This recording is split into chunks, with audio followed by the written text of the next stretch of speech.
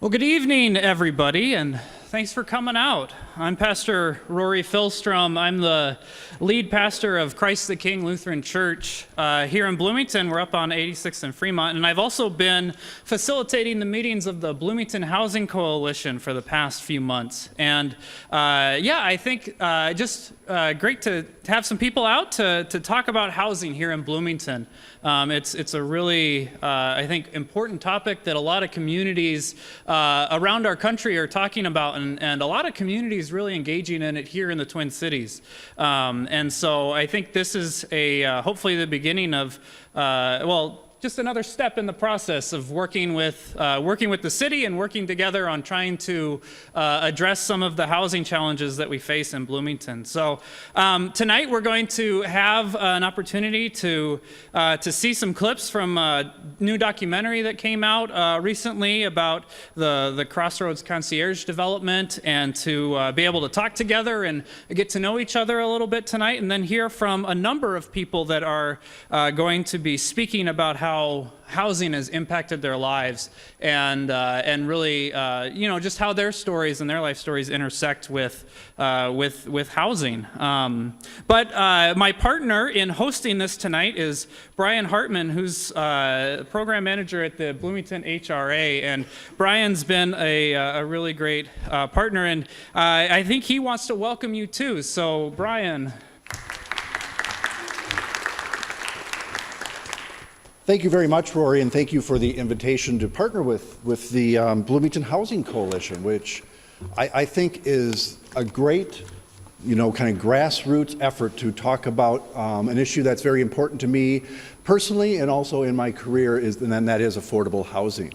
One thing I would like to do for you tonight is just talk to you just briefly about what the HRA does. A lot of people aren't familiar with exactly what we do. We are a division within the city of Bloomington, the city government, and we administer housing programs for the city, affordable housing programs. We have the Section 8 program, which is a rent assistance program, otherwise known as the Housing Choice Voucher Program, that assists 550 families every month in Bloomington to help pay their rent. So that's the biggest affordable housing program that we operate, and it makes a real impact on those families' lives.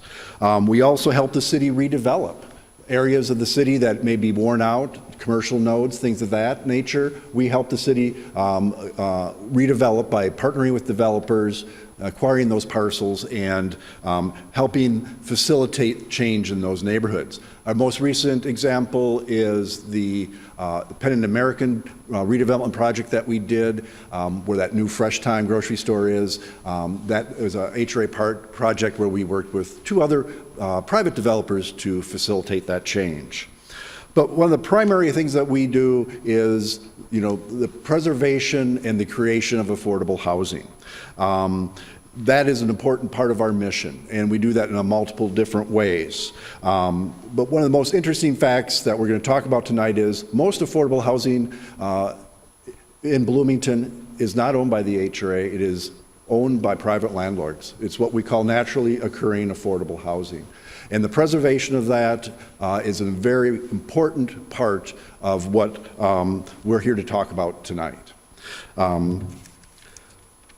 But over the years, the HRA has helped the creation of affordable housing units, partnering with private developers to do low-income housing tax credit projects, other types of affordable housing. And we are currently participating or working with 2 or 3 developers to identify sites in the city that we can create new units. We're never going to build our way out of this housing crisis that we find ourselves in, but it's important to keep adding new units to the inventory as we move forward. One project that the HRA is actively working on is at Knox and American Boulevard, where we're working with 2 private developers to create 250 very nice but not luxury style apartments. So this will be new construction, and 50 of those units will be affordable to families at 50% of area median income. We're going to talk a little bit more about how those percentages works later in the program, but that's going to be an important addition to the affordable housing stock in the city. When we work with private developers, there's two big obstacles that we run into when we're trying to build affordable housing in Bloomington. One, we're a fully developed community. That means that there's no cornfields for us just to plow up and start building housing. So we have to acquire existing buildings, existing property that's owned by other owners, and that is really expensive. So first of all, it's hard to find a site. Second of all, when you do find one, it's very expensive, which really makes it difficult to build affordable housing. But like I mentioned, we're working on a couple of projects, 3 maybe, and hopefully we'll have some great news about those in the near future. But what we're talking about tonight is preserving naturally occurring affordable housing, and that's really important work that needs to be done. The HRA recognized this, and last year created a NOAA fund, so it's for naturally occurring affordable housing, and it's a fund where we partner with a not-for-profit developer to purchase existing affordable units and preserve them as affordable into the future. And Aon just did that in Bloomington. We didn't anticipate using this fund the first year it was created, but we did. And they are now preserving 600 units in Bloomington that otherwise would have been turned into higher rate market units. So anyway, that's a lot. Looking forward to the rest of the evening, looking forward to partnering with all of you and working on this important issue in Bloomington of affordable housing. And I thank you again, Rory, for inviting me. Thank you, Brian.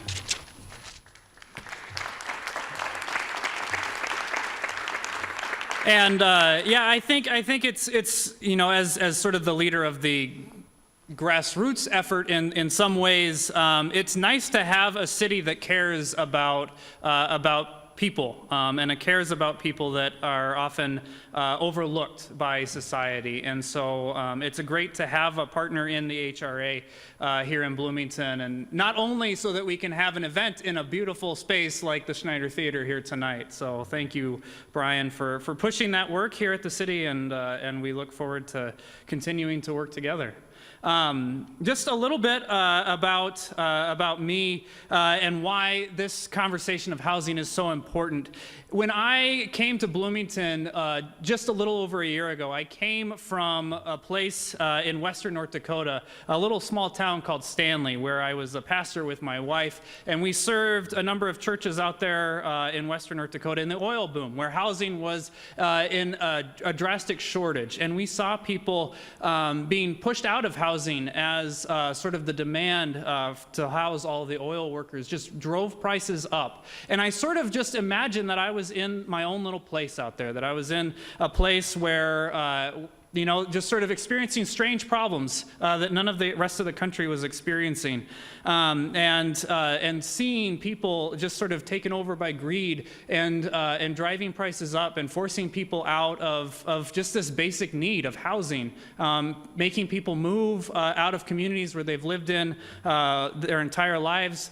People finding situations just so they have a place to sleep at night or during the day, doing things like bed sharing and all sorts of strange situations that were coming up to try to address that need. And so when I moved to Bloomington, I was really surprised to see the issue of housing taking place right here in Bloomington. And tonight we're going to talk a little bit about what housing looks like in Bloomington and how it is indeed difficult for people here in our city to find housing. People that have lived here for their entire lives, people that are finding the housing that they're inhabiting being sold and flipped out from underneath them as developers come in and seek to gain off of this basic need.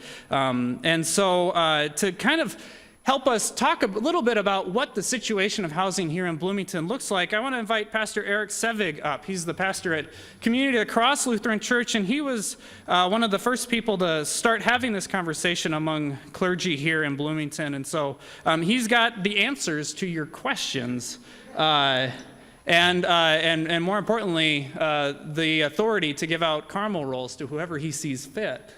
So. Having the answers to the questions, that's a first. Yes, welcome. Thank you for being here. And I hope you had a chance to look at the test your knowledge questions at the top of the front page inside your program. We're going to talk about those for just a little bit here. There are prizes. So, does anyone in the room think that they know the answer to all three of those questions? What is the average cost of rent per month for a one-bedroom apartment in Bloomington? How many hours would a household earning minimum wage need to work in order to afford rent in Bloomington? And what percentage of Bloomington renters are cost burdened, spending more than 30% of their income on housing? The average cost of rent per month in Bloomington for a one-bedroom apartment is $939. So we heard $900 and $950. You guys are on either side of that. The second answer is, as you see on the screen, 82.6 hours is what it would be required. And this is, I just made note, at $950 an hour, and that is if they could even, if someone who working at that rate could even find affordable vacancy, because that rate is below 2% of even availability. And then the last one, as you see on the screen, from 2011 to 2015, 46% of the Bloomington residents are cost burdened. Well, thank you, Eric. At this time, I'm gonna flip over. There was a documentary that TPT put out in partnership with the Minnesota Housing Partnership and a number of other partners this past year about the turnover of the apartments at Crossroads. And so I'm gonna play our first clip, and then we're gonna have a couple more speakers after that.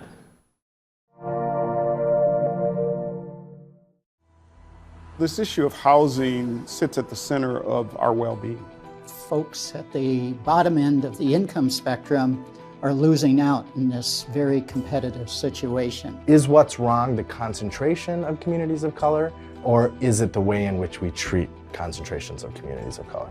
Their choices are much more limited because there are fewer rental options available that they can afford, and fewer landlords who are willing to accept public assistance in that package. A tenant-landlord relationship is perceived as this really private interaction, right? But housing is a community resource. You can't afford it, your credit isn't good enough, where you gonna go? I mean, you're making $9.50 an hour. Poor people need a place to stay. It feels like we're being thrown out on the street and everyone's turning their back on us. If you've been at a place for 15 years, that's home for you. We already need Quonset huts and FEMA trailers. We are well beyond a crisis. Sold Out, Affordable Housing at Risk is a TPT Partnerships co-production of the Minnesota Housing Partnership and Twin Cities PBS. Funding has been provided by the McKnight Foundation, the Metropolitan Council, Family Housing Fund, and Greater Minnesota Housing Fund, with additional funding from AON and Beacon Interfaith Housing. The apartment complex known until recently as Crossroads at Penn has been a fixture of Richfield, Minnesota for decades. Built in 1968, Crossroads was the third largest apartment community in the Twin Cities, with 700 units spread over 5 buildings. There were 2,300 residents here. It almost needed its own zip code. You know, it was like a little city, a very multicultural community, all ages and stages of life, people working, non-working, some disabled, persons of color, people immigrating to the United States.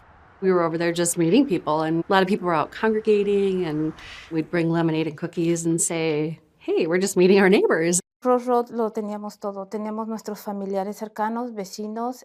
It was a wonderful place for all of us as families because we had families, we had neighbors, we had our relationships, our community, and also the schools, the transportation, even employment. It was a good place for all of us.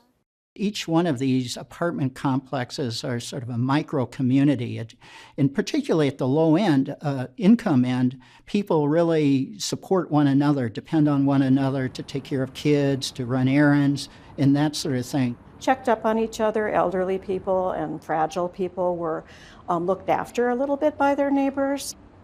So in September of 2015, the complex was sold to a company called MSP Crossroads LLC and Soderberg Apartment Specialists. The investor, the new landlord, came in and had some ideas about how he wanted to upscale the property, and effectively gave notice to everybody, notice to vacate to 698 units. On October 1st, 4 days after signing a new 12-month lease, I received a letter stating that the old owner was selling. The next morning, the new buyer was in place and refusing the Section 8 subsidy, which I do rely upon for my rent. Finally felt comfortable, felt like I had a place I could call home. And then we got notified that we have to move, and that was very upsetting. I had been there for 15 years. And then for me to have a month notice that I got to leave, it was really devastating. All of a sudden, we started hearing, oh, they sold the apartments, we have to leave, and from residents, and then other organizations in the area emailed me and called me. Oh, do you know anything about housing? Can you help people get housing? I'm like, I'm a pastor. What am I supposed to know about this? We started getting inquiries from renters at this complex who had gotten this notice to vacate and were very concerned about what the notice said and what the new criteria was and sort of the new plans for the complex. At first it was just a couple calls, and then we started hearing from a good number of people, and then we heard from some members of the community, folks at churches, social service agencies that were hearing from their clients about this. The new owners immediately put into place a set of policies designed to completely remake the tenant population. So they increased rents by 30%. They required all existing tenants to reapply under much tougher admissions standards. They added amenities designed to appeal to a different tenant population, and they stopped involvement in any government programs. Ahora, su mentalidad del señor decía que nosotros los hispanos. What the new owner wanted is basically remove African Americans and Latinos because they were giving a bad image in the community with these apartments. And so he wanted to attract wealthy people to represent better the community in his own words. And then for the hear the guys get up in the newspaper and say, I'm an undesirable resident. And he don't even know who I am. He don't know how I live, but I'm an undesirable resident to be living here. This new investor did not take it upon himself to learn, to know us, or to find out who actually lived here at the time that he took. He willingly took on a property that had all these populations. You don't treat people like that. You don't do people like that. I don't care where you're from, how much money you got, but you just don't do people like that. I feel bad about what they're doing to us. En esos departamentos había mucha confianza. There was to be a lot of trust, a lot of ethics and good morals and good character and good community, because we trust each other, we respect each other, and after the construction began, there is lost, all is lost. We don't have the same respect, we cannot trust our children to go and play outside, it is unsafe. I don't think this kind of renovations in an apartment where people are living, this big of a renovation should be happening at all, because it's a disruption to people's lives. A lot of these tenants aren't coming and aren't speaking up because they're afraid. People had to move either because of a new screening criteria that they had to deal with, minimum income requirements, rental screening background in terms of criminal background and evictions on their rental history. There was a rent increase, and then the new landlord stopped taking any type of rental subsidies. Well, ain't nobody able to stay. Especially with what he's trying to jack it up to now. It's not even worth that price. But the rent went up from what I was paying, like $730 a month. It went up to one bedroom, went up to $1,300. To overcharge for this ain't no giant apartments, you got to be crazy. That's just greed. They want the tenants who are on Section 8 to move out and find a new place to live. And then these landlords want 2 and 3 times the rent. If I had 2 and 3 times the rent, do you think I'd need Section 8? They were telling me with the letter that they were targeting credit scores. I got a new job, so the income is still, it's gonna cover the rent. I even have my fiance added to the lease, which, made it, over the limit, the threshold. But they still told us that the credit score has to be at a certain point, and it's frustrating because it's like we meet every criteria except for the credit. Between the both of us, we have 4 jobs, 2 apiece, and if that's not enough, I don't know what to say. My vacate letter, they just sent it to me on March 22nd, saying that I got to be gone by May 31st, or else I will get evicted and paper be drawn up against me. So right now I'm just in a position that I don't know where I'm gonna be at right now, where I'm going. I'm just frustrated as hell right now, and I'm sorry to curse. I'm frustrated as hell that I had to move out, something that I haven't had no reason, and they did nothing for nobody to move me out, on because you wanna come in and just make a new development. That is so damn bad, I think. I'm sorry. En octubre yo me alivié de mi bebé. Back in October of 2015, my baby was born, and I wanted to renew the contract, but I was denied because they told me that my baby was one more person, and that was not allowed in the contract. It was horrible. My world fell apart because employment was there, my babysitter was there, everything was closed, and it was just the 3 of us, and it was just a horrible notice to receive. Pues yo insistí para seguir. I begged and I appealed because it was my family, but they told me no. It was either myself and my son or my husband had to leave. It was dividing our family.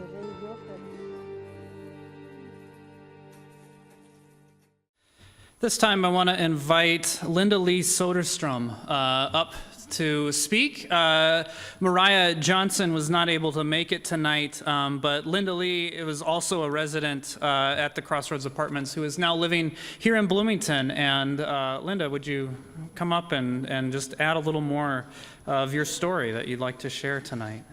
Hi, thanks for coming out tonight.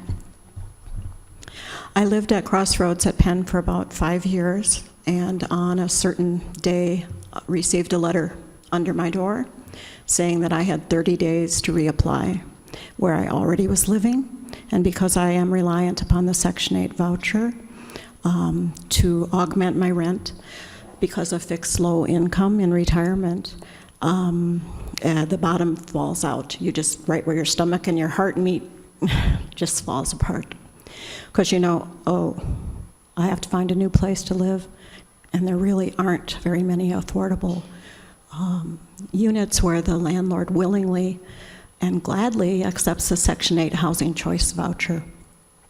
So it took me about 6 months to find a place in Bloomington, and I'm happily there now, though we are watching because we think perhaps someone is touring to possibly look to buy it, maybe renovate it a little bit, and possibly, flip the property, in which case they probably wouldn't accept Section 8 anymore again. And where I lived before was 700 units. Where I live now is about 150 units.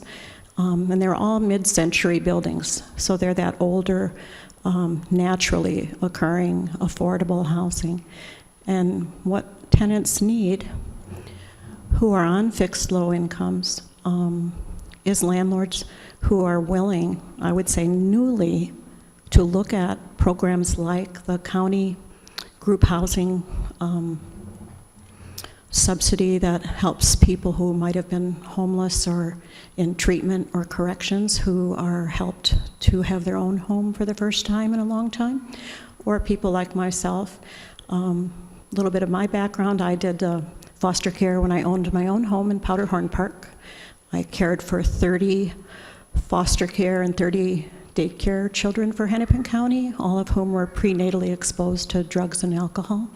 I adopted one of them, and he's 30. He lives on Section 8 housing down in Winona. We need really to change the name of these programs and subsidies so that people aren't thinking of them as those people or those other people or those people who don't take care of their properties. Actually, when you are on a Section 8 voucher, you live in a Section 8 unit, you have an extra inspection every year, which would mean that the unit is kept up even better than a city might inspect it for. And you cannot be out of town for more than 30 days, In fact, you have to get home on the 29th day. My mom's 90, so sometimes I stay with her for a couple of weeks. Otherwise, you're thought to have a second home if you're out of town for more than 30 days, and you can lose your voucher. If you have a guest and the guest stays with you for more than 10 or 15 days, you can also lose your voucher. If you have criminal activity of any type, if you harm the property in any way, you can lose your voucher. So it's kind of tender-hearted, and I'm trying not to be angry about it anymore because it's been a couple of years. And, you know, one of the defenses we have, I think, when we're upset and angry is that helps us get through tough times. So in trying not to get upset about it, I'm finding that my barriers are down, my protections are down, and I'm more sad about what happened at Crossroads, because lots and lots of those people are my friends, and now they're spread out all over. We were an existing community, and instead of giving a 30-day drop-dead notice to 2,300 people, I think that landlord could have rolled that whole thing over in a 3-year period and not just gone in and commenced construction right away where 700 units were occupied. And so we need to just have that conversation with tenants and developers and cities and landlords and kind of get all on the same page. That's what I would like to see. If we could all get on the good foot together and sing from the same hymn book and, you know, try to preserve this housing that's already existing. And of course, we want to build some new housing. Even for some of us older folks, if there were micro apartments, because we like to go out for coffee and that kind of thing. So they wouldn't even have to be like huge or very, you know, fancy. Nobody needs fancy. We just need shelter that's decent and safe and stable. So thanks for letting me talk a little bit about it, and thanks for coming out.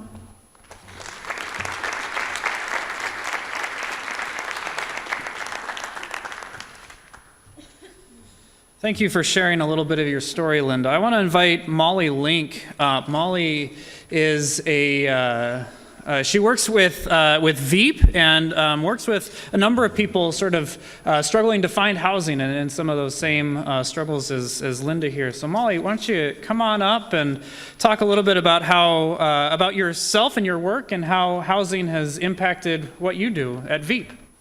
Thanks for being here, everybody. As he said, my name is Molly Link. I'm the Social Service Associate Director at the Veep office. Just to do a little background about Veep, in case anybody isn't aware, we're a nonprofit community agency that provides access to healthy food, housing stability, and supportive services to low-income families and individuals that live in Bloomington, Richfield, Edina, and part of South Minneapolis. Per day, over 150 households access our food pantry, and over 25 people call requesting help with a housing, food, income, health, or safety crisis. Housing assistance is the #1 request among our clients who are in crisis calling for help. Through Veep's social service program, we provide short-term housing assistance along with supportive services, and it's aimed to really prevent homelessness, keep families and individuals safe in their current housing.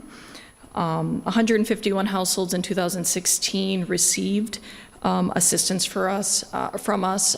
We paid 1 to 3 months of rent assistance typically to keep people in their housing. Many more, of course, work with our social service staff that might be facing other issues, housing issues.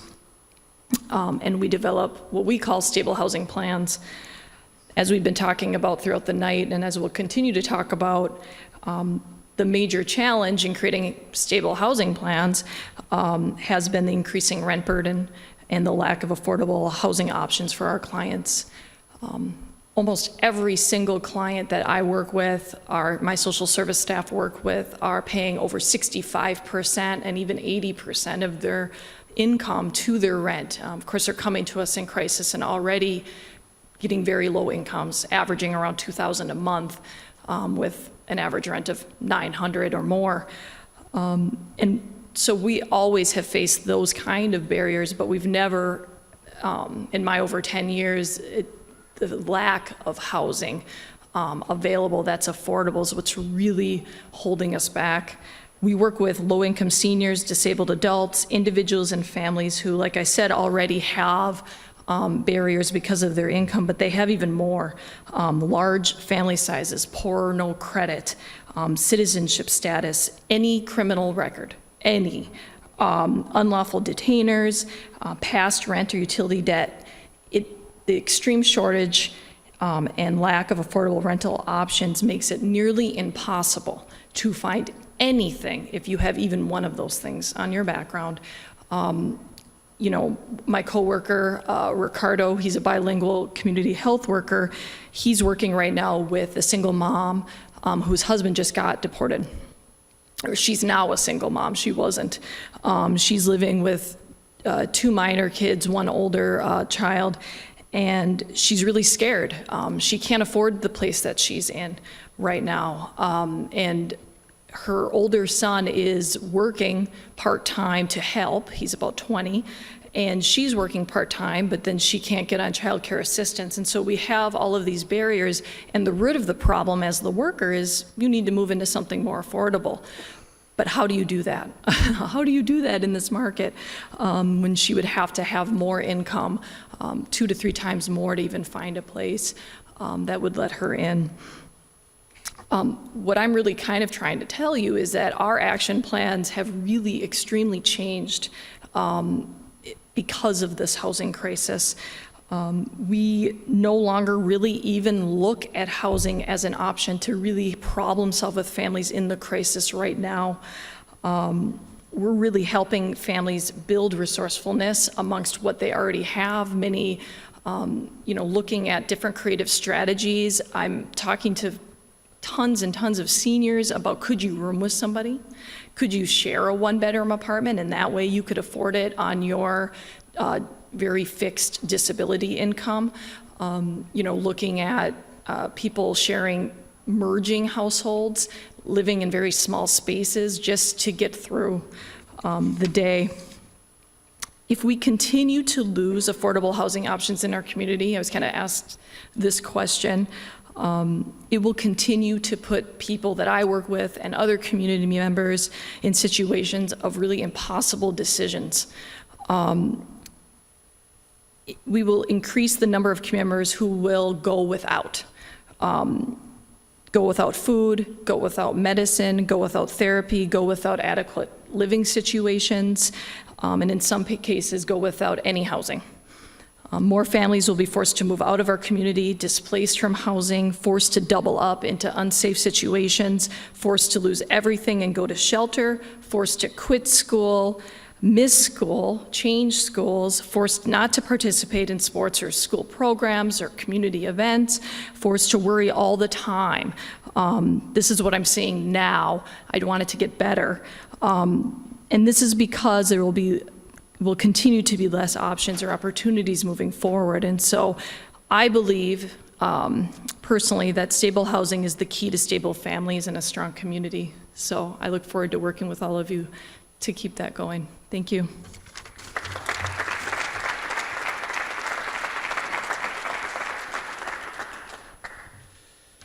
Thank you, Molly. One of the things you mentioned, talking about how stable families help create a stable community, is really a key part. And part of what this documentary also talks about a little bit. I'm going to show another short clip, and then Melissa Riebel from the Kennedy High School is going to come up and talk a little bit about how her work intersects with this environment of housing here in Bloomington. And I think that it is true that our community here in Bloomington is changing. We're going through a transition, and just the transition that's happening, we can see it, I think, most clearly in our schools. And so Melissa's going to talk about that a little bit, but let me show you a little bit about how TPT tells the story of schools. So these will take, right? If the market kind of moves that in a direction that displaces these people, they have no place to go. There is no place to go for these individuals. There's a large population of folks who have been living here who really are being priced out of that housing situation. people who've lived there in many cases for 10 years, 20 years, long-time residents, can't afford the new rents. They have to move out. That moves the challenge to another community. For the market overall, it's positive to have that level of investment. For the individual families who are losing options and have to find other places to live, it is devastating. The Crossroads story is not unique, but it does provide a glimpse at wide and lasting impacts on the whole community when affordable housing is lost. If you don't have safe, stable, and decent affordable housing, there's numerous demographic studies that show that has deleterious effects for you the rest of your life. I met with a lady this morning at the mailbox. She's been here for 18 years. She got cancer. She don't know where she's gonna go. She got to be out on the same letter right here, May 31st. You got the same letter. She got to go. She is like 79, 80 years old, and she barely can walk, but she said she don't know what she's gonna do and what's gonna happen to her. Some people left immediately because they were terrified. Persons without Social Security card just disappeared. I know some of the neighbors didn't have any place to go. Had to just throw their things away and go whenever they could. Some of them end up going to the shelter. This ain't fair. This ain't fair. Now, us poor people, we're trying. We are going out here. We're trying to better ourselves. We're trying to find a new way. It feels like we're being thrown out on the street and everyone's turning their back on us.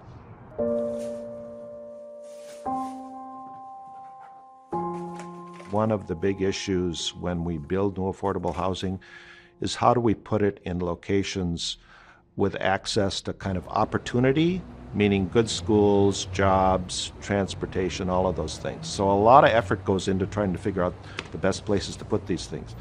Ironically, this was a great place, and now it's gone. There's just waves of impact here from this social change that's going on now.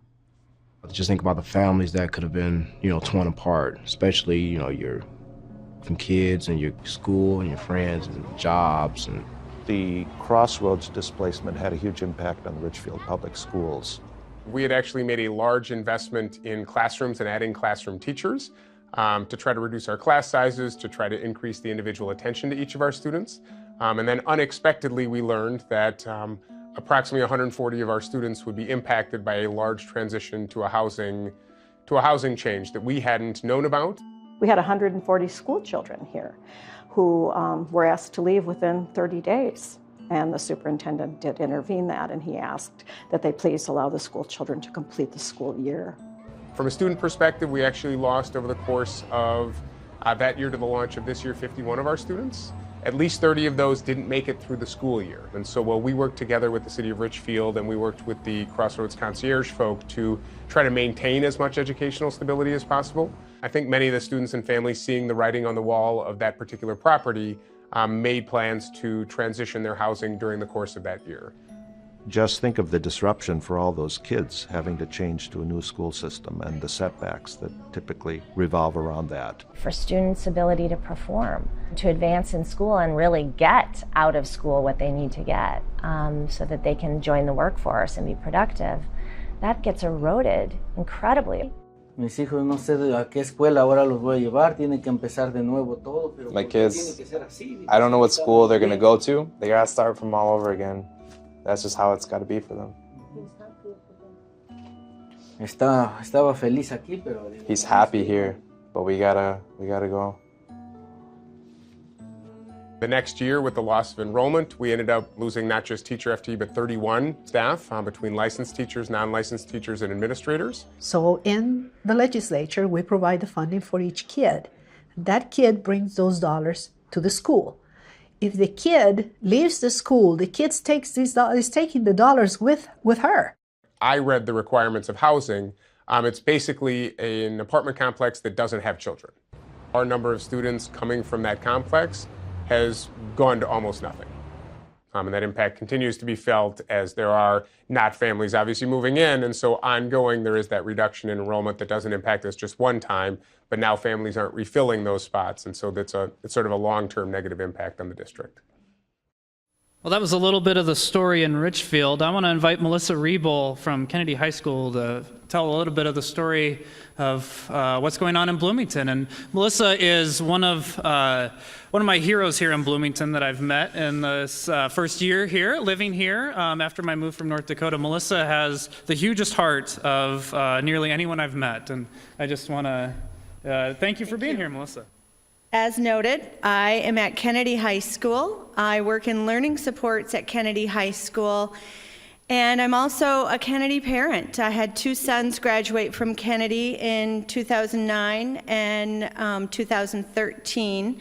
And when my youngest was a junior at Kennedy, very involved in sports, my husband and I were booster presidents, I saw that there were needs that were going unmet, that there were, it was servicing for me based on where I was at, on the scene basically. And so I talked with one of our counselors and our principal at the time, Andy Beaton, and I said, I want to start a resource for families. And Megan, our counselor, indicated that hygiene items, really basic stuff, soap, shampoo, toothpaste, toothbrushes, they were of need here for some of our families, and school supplies. So we started out small. We had a little space called the pantry, and it grew, and it grew, and it grew. And I was brought on staff at Kennedy 2.5 years ago, part-time, just to see, what can I do when I'm there? How could we change this? How could we impact our families and make a difference? And again, it grew, and it grew, and it grew. And it exists because the need exists. My role in learning supports is to break down the barriers to learning, or to help our team break down the barriers to learning. And the biggest barrier to learning is poverty. When you're transiently living, when you're couch hopping, when you're doubled up, when you haven't had a bedroom of your own your entire high school years. There are issues that impact what's going on in the school, getting to school, surviving, basically, in school and out of school. Our students are working a lot. We have students that are working 1 and 2 jobs. We have parents that are working 2 and 3 jobs. The gentleman in the video, it struck me when he said, my fiance and I, we are both working 2 jobs. That should be enough. And it's not always enough. What we find is there are families, they may start at Kennedy or at Valley View, and their child looks forward to coming to Kennedy, and they can't afford to live here, so they move. They may take their child with them. They started a new school. They don't do well. They come back to Kennedy, or in many cases, they keep them here. Transportation then is the next challenge for this family that's already faced with so many financial challenges. I talked with our principal today, Carol Campa. I mentioned I was coming here, and she said, I think that's a pretty safe example to give, to say that we have students, their parents, they can't live in Bloomington anymore. Bloomington's the highest employer of hospitality jobs. Who works hospitality jobs? People who struggle with the English language and people who have limited education. As a community, I would hope that we would respond to this and offer housing for the people who are keeping our community vibrant. At Kennedy High School, we have 50% free and reduced lunch status. So 52% of our population has signed up and has qualified for free or reduced lunch. In our feeder elementary school and Valley View Middle School, that statistic is much higher. High school kids who are poor want to be invisible. Adults that are poor often want to be invisible. They don't want people to see their challenges. So we're lucky at our school that we have a compassionate team made up of administrators and social workers and counselors and teachers and coaches and secretaries who are able to scratch the surface and peel a layer back on some of these kids. We don't always know when our parents get eviction notices on their door when they come home from work that day, but we have relationships with some where they call us and they say, we need help. Just this week, I could stand up here all day or all night and talk to you about what we've done for our students and our families just to keep them going. But just this week, I had a parent call me saying, my daughter doesn't have a coat. It's freezing cold. Can you help me out? I had a social worker come to me. I have a student who's going to join wrestling. This is going to be a wonderful thing for him. He has nothing. He needs a towel to shower. I'm like, well, if he needs a towel, he needs shower gel. My son wrestled. You got to shower after practice. He needed shorts. He needed a T-shirt. I gave him a T-shirt to wear, a Kennedy T-shirt, at meets when he goes to meets. I'm going to go through the drawers tonight and take some more things for him because this could be the very best thing for this young man. He sleeps on the couch at night because he, his mother, and his 2 siblings live in a 1-bedroom apartment. The 2 little kids and mom sleep together in 1 room. This is 2017. This is Bloomington, Minnesota. I don't care if you're east or west. It's Bloomington, Minnesota.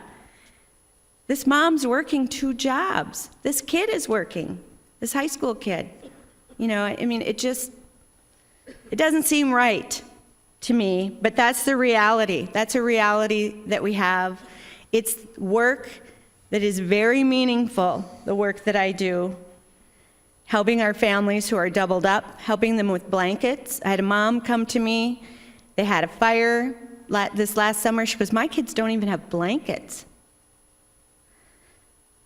Rory's church supplies me with blankets. I get out in the community. I build relationships with organizations, with churches.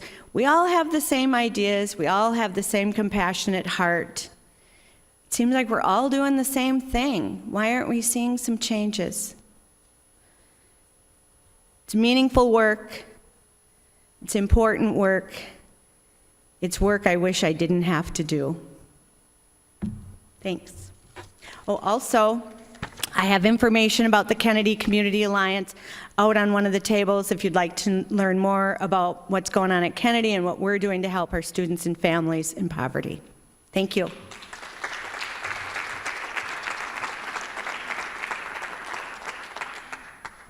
But now I want to continue our conversation for the evening and invite up Carolyn Zapansky, who has works with the Minnesota Housing Partnership and who was an instrumental player in putting this documentary together. And Carolyn, come on up, and I want you to invite you to come up and share a little bit about yourself and about help us understand what is affordable housing. Well, thank you, Roy, for putting this together, and thank you to the 3 speakers who came before me, Linda, Molly, Melissa, sorry. So I won't reiterate some of what they said, but just really rich conversation happening. And I kind of wanted to start with, the question I was tasked with is, what is affordable housing? And I think there's an increasing recognition that affordable housing needs to be a human right in order for our communities and our societies to be successful. And right now, as folks alluded to, that the gap between having a home and having a home that is affordable to you is growing wider and wider. One of the stats actually that I wanted to share, which is maybe even more significant now that we had those questions earlier was, so our organization, Minnesota Housing Partnership, has access to a database, a commercial real estate database that can tell us basically in real time what is the average rent in a city. And so you guys heard earlier that in, I think it was a 2016 stat, that the average rent in Bloomington was $936. As of this afternoon, it was actually $1,115. So over the past 10 years, gross rent, not adjusted for inflation, gross rent has increased by 30%. I would challenge anyone in this building to have gotten a raise of 30%. I mean, this is not, we're not keeping pace. Rent and incomes are just going in vastly different directions. So one of the things that I kind of wanted to talk about is, we're in a system that seems to be broken currently.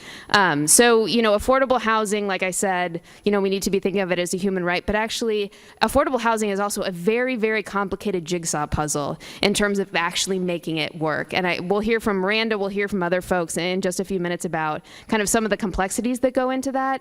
But we really need to be thinking creatively about policy solutions to get this done. One of the things that we talk about a lot in Sold Out, obviously, is this phenomenon that a lot of our housing stock that has aged into affordability is getting older. And, in order to make those properties habitable, they need some reinvestment. And so as we're seeing an increase in the number of renters and the number of people in our city, developers are seeing the opportunity to make a profit. And we live in a capitalist society, for better or worse.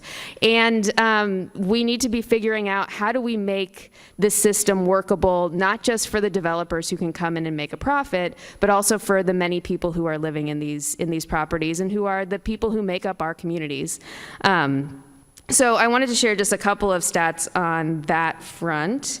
We did a report actually called Sold Out, and we're going to continue to be doing more research on naturally occurring affordable housing. And between just 2010 and 2017, close to 2,000 properties in the Twin Cities area were sold. That impacted 75,000 units, apartment units. And in just Bloomington alone, from 2010 to 2015, it was 20 properties that impacted 500 units. So we're seeing this cycle of we're putting so many resources and so much effort to develop new construction, new affordable housing. The Met Council just came out and said that over the course of 2016, there were approximately 1,700 units of affordable housing that was created. But at the same time, we're losing the naturally occurring affordable housing at a vastly greater pace. And another thing that I think that we really need to be talking about is, when we're talking about affordable housing, there's a wide range of what affordable means. I think that we heard a couple of people allude to AMI, area median income. And a lot of times when we're talking about the affordable housing that's being created, it's at the higher end of this affordable housing or this AMI level, the 60 to 80%. And that's completely neglecting the folks at the 30% AMI level who are making, $20,000 a year, $25,000 a year. And that's the vast majority of some of the most in-demand jobs. Someone noted the fact that, there's a lot of hospitality jobs in Bloomington. If you look at the top 4 out of 5 jobs, most in-demand jobs in the Twin Cities, things like cashiers, things like food prep, things like retail, those people are making about $25,000 a year. In order to afford rent on a 1 or 2 bedroom apartment, you need to be making at least $45,000 a year. So we have a huge segment of our workforce that's not making even nearly what you need to afford rent. So just one last thing, we hear this notion of affordable housing being when you spend 30% or less of your income on rent. And currently in the Twin Cities area, about 50% of people renters are paying more than 30%. But even more egregious than that, about 1 in 4, 25% of renters are paying more than half of their income on rent. And there's research out there that states very clearly that when you are paying more than half of your income on rent, you do not pay as much in groceries. You do not pay as much for medicine. You do not pay as much or have enough to pay for transportation. So when we're talking about affordable housing, we're really talking about the difference of being sick or well, the difference between having enough food or not, of having the ability to go to a job or not. So affordable housing really is at the nexus of having a successful life. So I think the last thing I wanted to leave you with is if you would like to watch the full Sold Out documentary, it is online. You can watch it for free. I put some cards at the table as you're exiting. And we also have these fun little booklets that have some fun stats on them. You should take them too. And let me know if you want to do a sold out screening for your church, for your place of employment, for your neighborhood. We would love to come out and share this documentary with you that so many people put so much time and effort into making a reality and sharing their stories in order to make this issue more prominent so that other people don't have to go through these situations. So, thank you.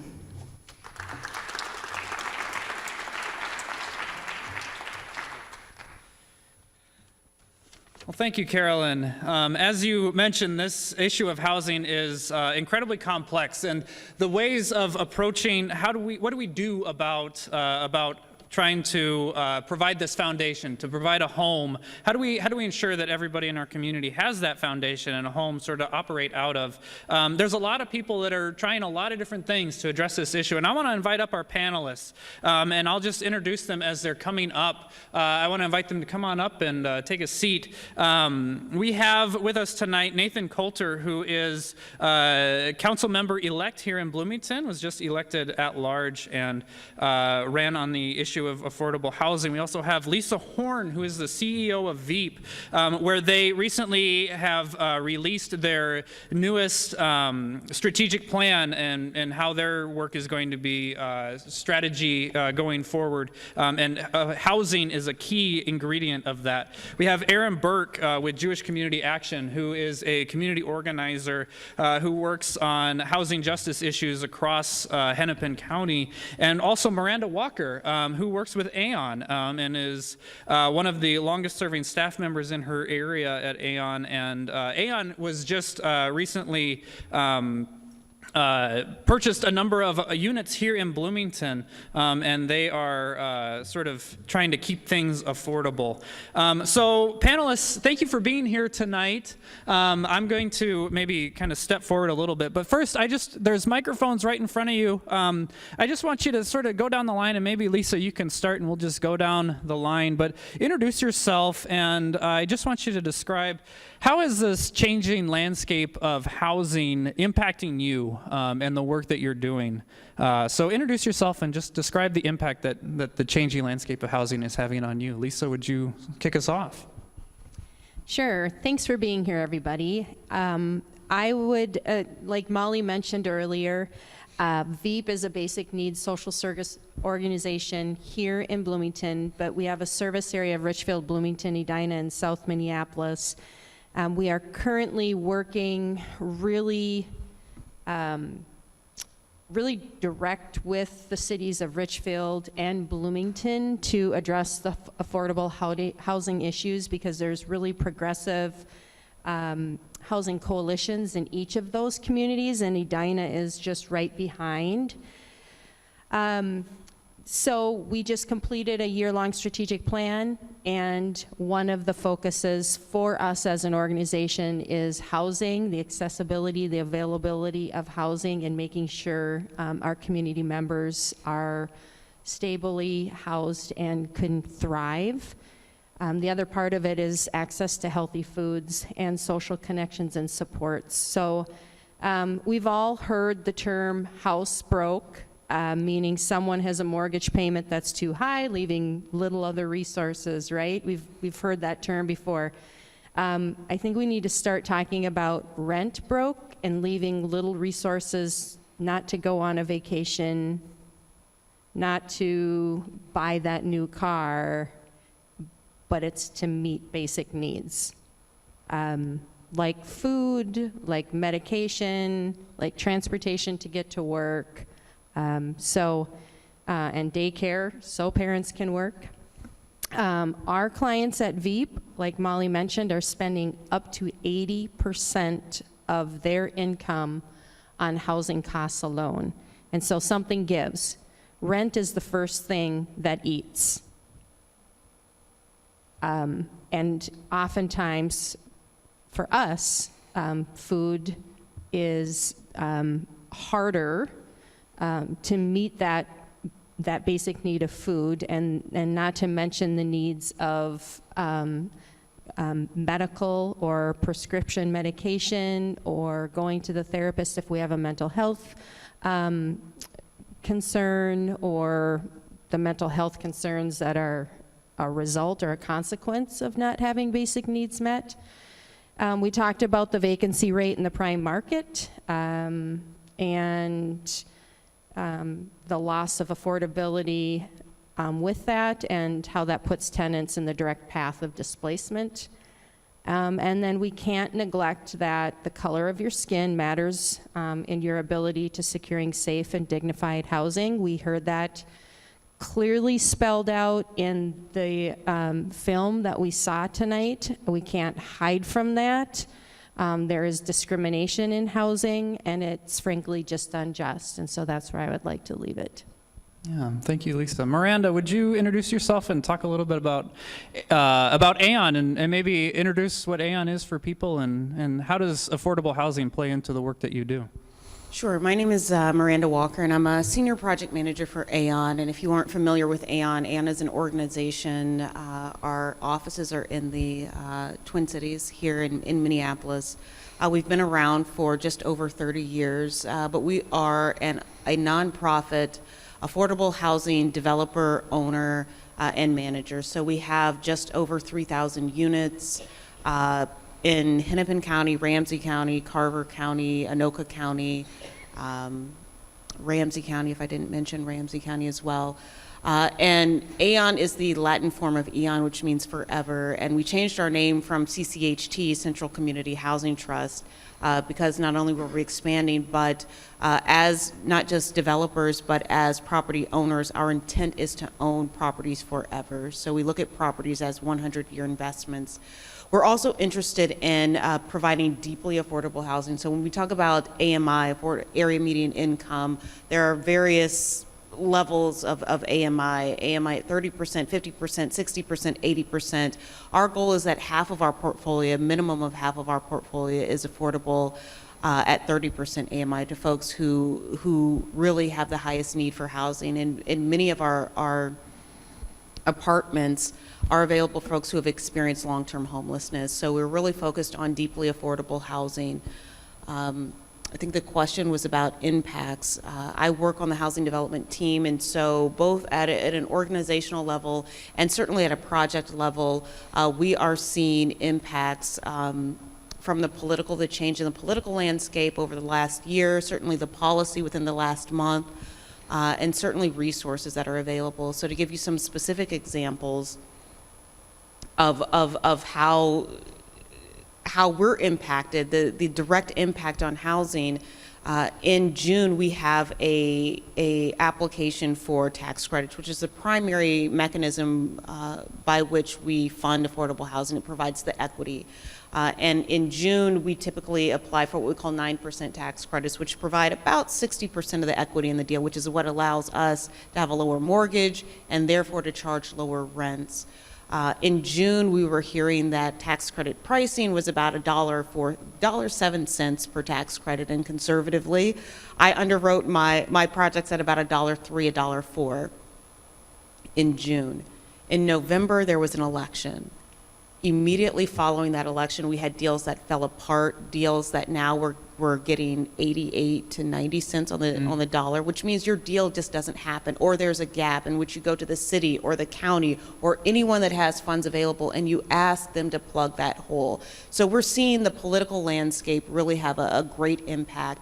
The tax bill, for example, I have a project currently in St. Paul that applied for bonds. These are funds that are, we would say,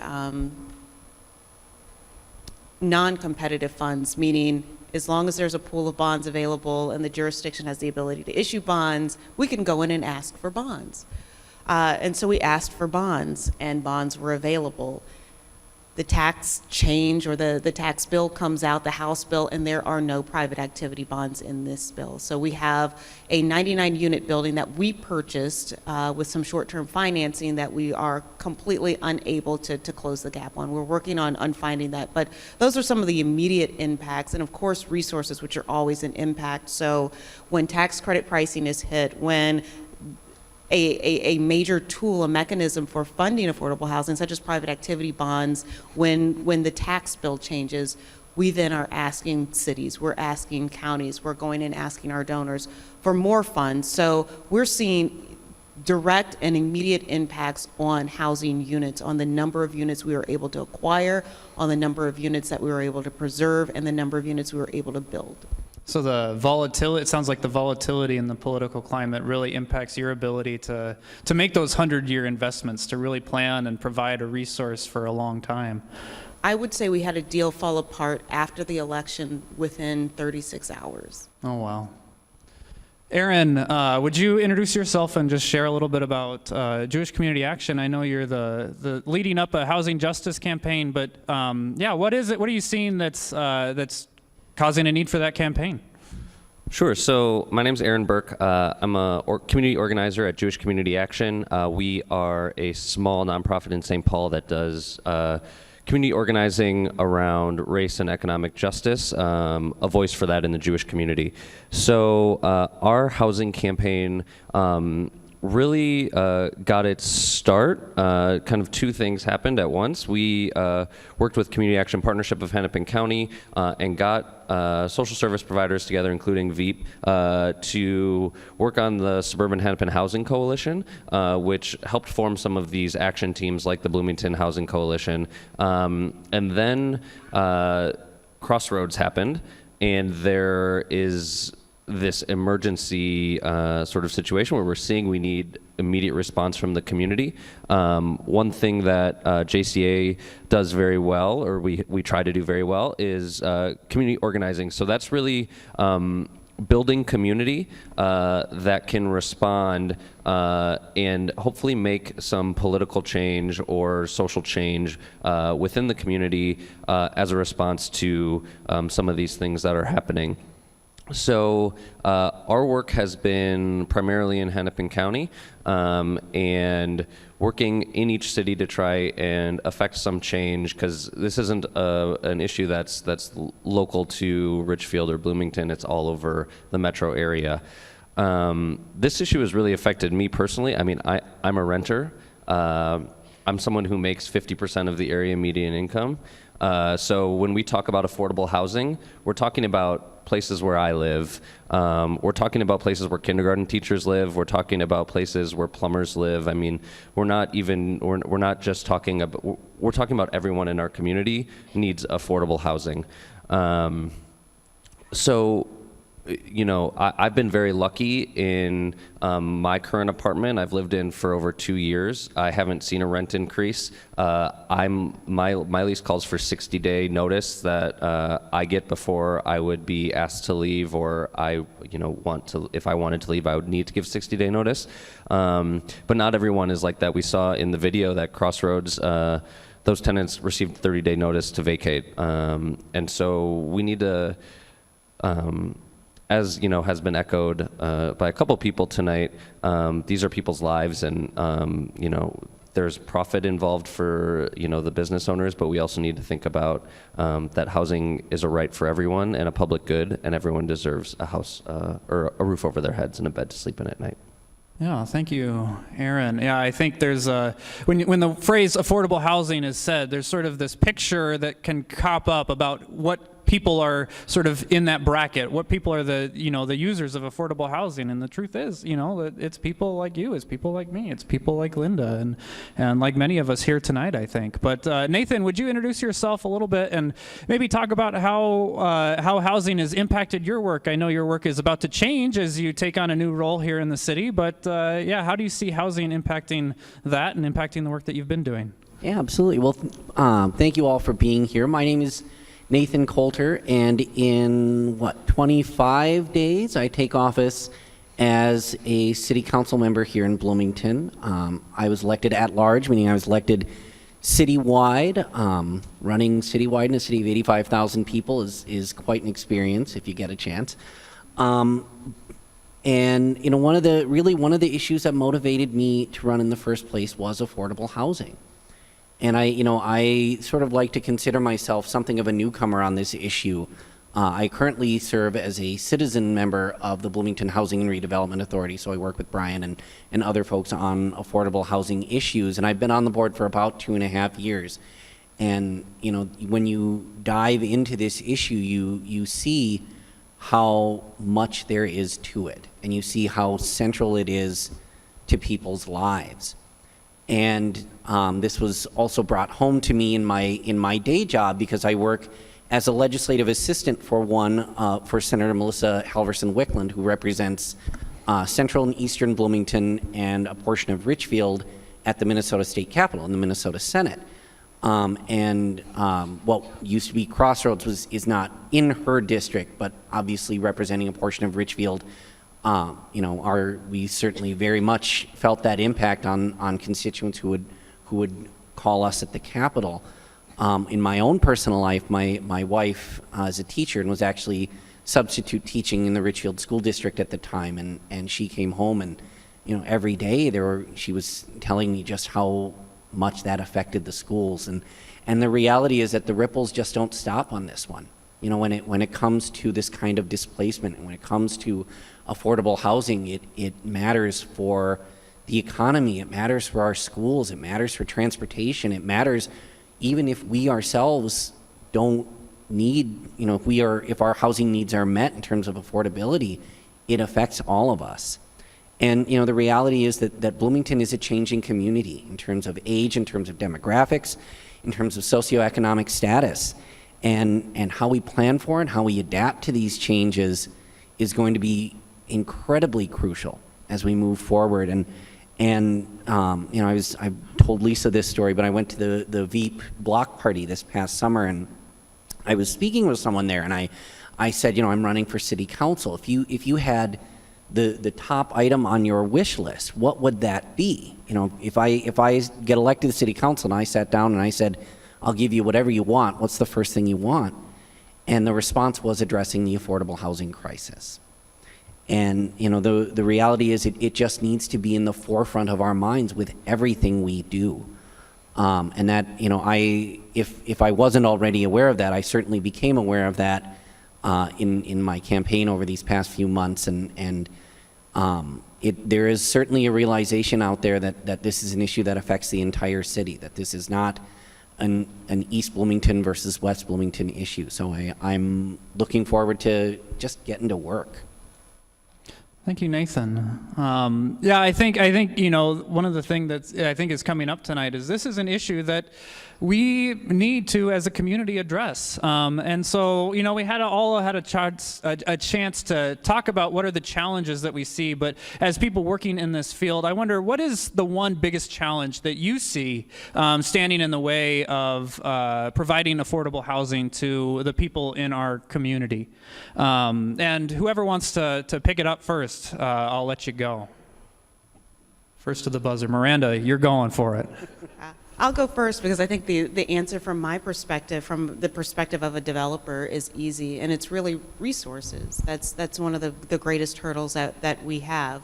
I'd mentioned in the first round of questions how our model, our development model works is that we ask investors, we apply for these competitive tax credits. Every state is issued tax credits based on their population. You know, the state is able to issue, Minnesota issued, I believe, 4 projects this year from their latest round. They awarded in October, which means statewide we are able, I take that back, citywide, usually in the metro area, greater Minnesota has a slightly different pool, but there are 4 projects. When you have a crossroads or a concierge where all of your work into, you know, a 3-year project into creating housing is basically nullified by one sale. One developer making one sale is nullifying the work that, you know, 4 or 5 organizations are engaged in over a 3 to 5 year process for one project apiece. So having the resources available to compete, to produce housing, to keep up with the demand, to keep up with the number of new apartments that are for sale now, that we can preserve new apartments that are naturally affordable, NOAA apartments, naturally affordable, naturally occurring affordable housing is the acronym. These, and you saw it in the documentary, these apartments are now being put up for sale, they're being sold, they're sort of being marketed up, the rents are being raised, so the ability for us to compete on the market with market rate buyers to purchase those and to do it quickly is a difficulty. So the resources to create new apartments and the resources to preserve existing apartments, that's probably our It greatest sounds like the hurdle. pace of the sort of the flipping market in housing is just hard to keep up with when it comes to providing, you know, doing what your organization hopes to do, providing affordable units for people. Exactly, and because we require tax credits, because the larger tax credits, the larger equity investment comes around once per year, and there are 4 projects within the Twin Cities, there's a difficulty in terms of timing of responding. So when something comes for sale, when there's 1,000 units for sale, 500 units for sale, the ability for us to act quickly, that's difficult. We have to usually engage third-party investors, and we're not used to that. We're used to sort of this one-stop shop, and then we have to also invite the county to the table, the state to the table, the city to the table. So having these resources available, and available in a way that enables us to act as quickly as our competitors who want to turn these into market rate apartments is a difficulty. Mm-hmm. Aaron, I see you got your microphone. What do you think is a big challenge facing us in sort of as a community providing affordable housing, or as people finding affordable housing? What's standing in the way? Yeah, I'd say 2 things come to mind, and maybe I'm repeating other points that have been mentioned before tonight, but looking at the sheet that was handed out, and we see the minimum wage is $9.50 an hour, and to work 82 hours a week to still barely be able to afford an apartment is just insane to me. And so I know raising the minimum wage in Minneapolis was a very controversial thing, and it's a very controversial thing that's going on in St. Paul right now. But I think when we're presented with a lot of this data, it should make sense to people that $9.50 is not enough to get by. Working 82 hours a week, I worked 56 hours last week, and I was exhausted, and I don't know how people could work 83 hours a week every week just to barely afford rent. The second thing that's a bit more nebulous that I would touch on is the idea of housing as a public good. Carolyn said just before, housing is a human right. I think we need to start having this conversation that housing is a public good and it deserves our tax dollars as an investment. That we dedicate fund. We're having this conversation as a country around healthcare being a right for people. We're taught in church or in synagogue or at mosque that everyone deserves shelter, and I think that we need to live up to those moral values that we all were taught as children, and that I think at some level we all believe in. Now it's time for us to think about housing as a public good, and what are ways that we make that possible, whether it's larger investment on the federal level, or taking, as citizens in Bloomington, saying, you know what, maybe we'll all pay extra property taxes so that we can fund more affordable housing developments. So I think there are lots of ways of doing it. but thinking about ways that we as a community come together and make sure that everyone has a home. Yeah.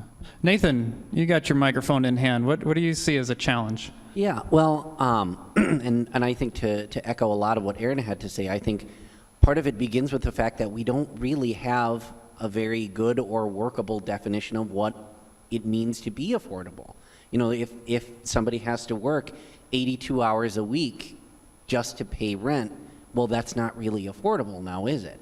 And so there is this sort of 30% rule, and everybody, literally everybody that I have asked, do you think 30% of AMI, do you think that is considered, or 30% of your budget, do you think that's considered a good rule for affordable housing? And literally everybody I have asked has said, no, that's just not workable. That's just not the reality of where things are at.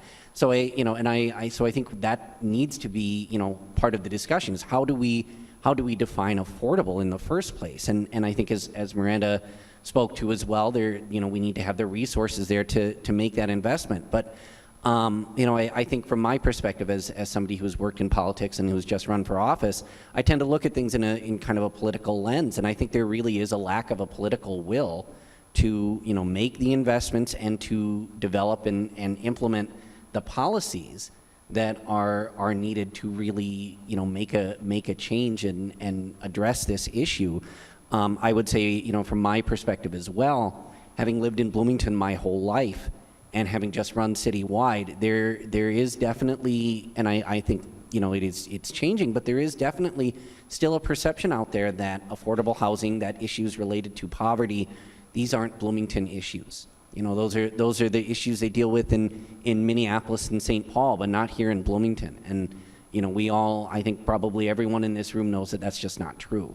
And so I think we do, those of us who are in a position to make the change need some prodding and need some help there, but we need to step up and supply the political will. Thanks, Nathan. The question is the problem of sort of what can we do, and one idea about something. So if the problem is that flipping is outpacing the ability to create affordable units, what do we do about that? Can we slow down the pace of flipping, I think was the question. But in your work at Veep, Lisa, what do you address that? So I would love to. Actually, local housing coalitions all across suburban and urban Hennepin County are looking at policy solutions and ordinance solutions to help preserve naturally occurring affordable housing and to protect tenants from displacement. And I can highlight three. So the first one is a Section 8 discrimination, an ordinance which would prohibit discrimination of the use of Section 8 vouchers like the city of Minneapolis has adopted. And the second one is extending a just cause requirement, which means that it prohibits an owner from terminating a tenancy without good cause or just cause. Like a just cause would be non-payment of rent, violating the lease, damaging the apartment, disorderly behavior, hosting unapproved holdover subtenant, chronically late rent payments, not for the reasons that were highlighted in this film. Okay, so that's another one. And then a third one would be like an advance notice of sale, which has been beneficial to Aon specifically in like the Towers Management purchase, where we housing advocates and the city found out about a property that was going to be purchased, and we were able to work with the property owner to kind of bide some time to assure that a preservation developer had the opportunity to put in a bid. This just recently happened in Richfield at Seasons Park as well. And we, in both instances, Aon was able to put together the financing. So like a 60, 90-day notice of intent or pending sale to give preservation buyers time is another option. So there are ordinances that elected officials could take action on to help do just that, because we'll never outbuild from this problem? Ordinances. Actually, well, Lisa's participated on a task force, and the HRA is working on bringing together some proposals about some policy changes to do just that. But I wonder, just to let other people answer this question about what can be done, sort of there was some suggestion of some policy solutions. What do our other panelists think? What can people do to help address this situation of affordable housing? Yeah, what roles can people play? What roles can the various sectors of our society play? There's sort of a suggested role for a city council as far as ordinances. What can other sectors do? Yeah, well, everybody seemed to be looking to me for that answer, so I better have one. And I think Lisa hit on a lot of important points as far as, there are policy solutions, or not complete solutions, of course, but, there are policies that we can pursue. And I know from my own perspective, it's certainly, obviously, I'm not quite there yet. I still have a little bit under a month, but that, those policy solutions I intend to make those a priority for myself. I think we need to be serious, as Aaron pointed out. We need to be serious about being willing to make the investment too, to be, to have to sort of put our money where our mouth is.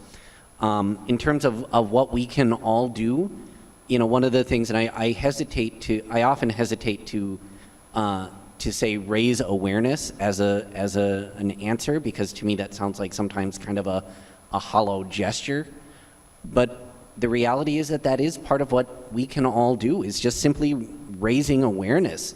And I think that goes for those of us in a leadership position, community members, advocates, everybody. I just in this room, in addition to myself, there is one other soon-to-be council member here. We have our Met council member here. We have a state representative in the audience, to say nothing of several other city staffers. These are folks in a position to make some change on this issue. And at the risk of giving myself more work at my day job, you know what? Give people a call. Call them up. Tell them, write them, email them. If you run into them at Cub or wherever, tell them this is an important issue to you. Because, in my experience, like I said, elected officials will respond if they know there's the political will to get this done. And, yes, that does absolutely include those of us in positions to make change, helping to develop that political will. But you know what? At the end of the day, everyone in this room holds the same power over elected officials. We can vote them in or out. And so just get in touch with folks. Have the conversations. Tell the story. Aaron, you've got your microphone. What do you think? Yeah, I'd echo what Nathan said. I think as a community organizer or as a politician, a lot of running a campaign is community organizing, and having one-to-one conversations with people over coffee and talking about your experience and sharing your story is the most powerful thing that you can do. Host a house party, host an apartment party, because we're talking about losing affordable apartment buildings. So spreading the word, getting people involved, and becoming engaged in the community, I think, is really our way to build the base that will push some of these policies over the top. The second thing, and as an organizer, one of my jobs is to agitate. So one of the things that I will also mention is, we heard someone in the video mention their rent was $750-ish, and it went up to $1,300 for a one bedroom. Over 30 days, her rent increased $600. I think we should all think really hard about whether that is something that we believe should be allowed in our society. I know I live in Minneapolis, so in the mayoral and city council race in Minneapolis, a lot of candidates were talking about rent stabilization and rent control. And I think that it's something that we should consider if we're talking about keeping some of these naturally occurring. When we say naturally occurring, they don't just grow on trees, they are disinvested in, or not invested in. But we should consider keeping some of these buildings, keep their rents tied to inflation or under 5% increases every year, make sure that they stay affordable. I think that's one thing that we don't talk a lot about, but because rent control is a bad word, but it's a solution that's out there. Well, I want to respect our time. The audience questions are kind of fun. I didn't warn our panelists that they might have audience questions. Panelists, are you okay if I take one more audience question? I see this hand, not Mary's, but the one behind you. He had his up first, Mary. Sorry. What's your question? So what about zoning? Thoughts? I think to the developer. Zoning is a great solution from the development standpoint. So to provide a bit of context how that impacts our work directly, we can go to a site and a city may say, this is zoned XYZ and you can build 3 stories here. And we know based on the footprint, based on how many apartments there are, how many parking spaces are necessary for that particular building, that we can build 60 units, 20 units per floor on that particular parcel. If we were able via zoning to go up an extra story, that's an extra 20 units. Or if we can be realistic and say our experience has been when we house folks who've experienced long-term homelessness, for example, is that we have a building currently, it's 116 units, we have 6 parking stalls and our staff use 3 of those stalls. So having a zoning requirement to have parking at 1.5 spaces per unit or 2 spaces per unit just eats up both funds in the development, it eats up space on the site. So the ability to zone appropriately for height, the ability to zone appropriately for parking would be immensely helpful. Just to give you an example, a parking space, typically a covered parking space, is $20,000 to $30,000 per space. And so when we're talking about adding, 1.5 spaces or 2 parking spaces per apartment, we're now, in our world, we are eating up the ability to build actual space for people to live in. So zoning is a big deal in our world. It also takes time to change zoning, to have these meetings. So the ability to upzone would be immensely helpful in increasing supply, allow us to build more apartments. Thank you, Miranda. Well, I want to respect everybody's time and get us out of here on time, but can we give our panelists a round of applause? And I would invite you just to hang out up here for the last few minutes, and then if you have more questions for our panelists, find them afterwards. I know there's a number of resource tables out in the lobby area that you can check out with information on them. But our final speaker that I want to bring up before we send you out tonight is Jess Nelson from Oasis for Youth, and she is working with an organization that's based right here just across the street, really, at Oak Grove Presbyterian, and they are working out of that space, trying to help the youth in our community. So, Jess, would you come on up and talk to people about what else? Kind of continue this conversation. What can we do? Thank you. My name's Jess, and I'm really happy to be here with you guys today. I think most of you have done all of the important work thus far, and I'm really here to kind of help wrap us up and talk about some next steps. I'm not sure why Pastor Rory asked me to do this. It might be because I work with young people and convince them that things are good ideas, and that's hard. So I'm going to do my best to translate that to you and convince you to take some action steps. I think a lot of great ideas have been presented thus far just within our panel conversation about what are some steps that you can do other than having this initial conversation. And as has been referenced already, these action cards are available in your programs, and we want to encourage you to fill those out, and we'll have folks at the exits who will take those from you. But asking you to think about what is something that you can do in your role, in your position. A lot of us are we're not council members. We don't have certain levels of position of power, but we have our voice, and so we want to encourage everybody to use that in a way that makes sense for you. So, that is really what I had to share with you today, and just want to thank everybody for coming. And there is some information on Oasis for Youth outside the door too if you wanted to learn more about what we're doing.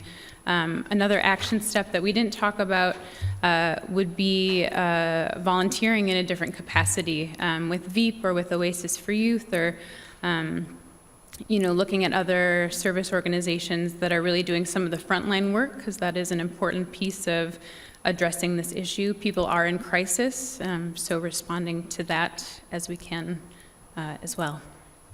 Thank you so much.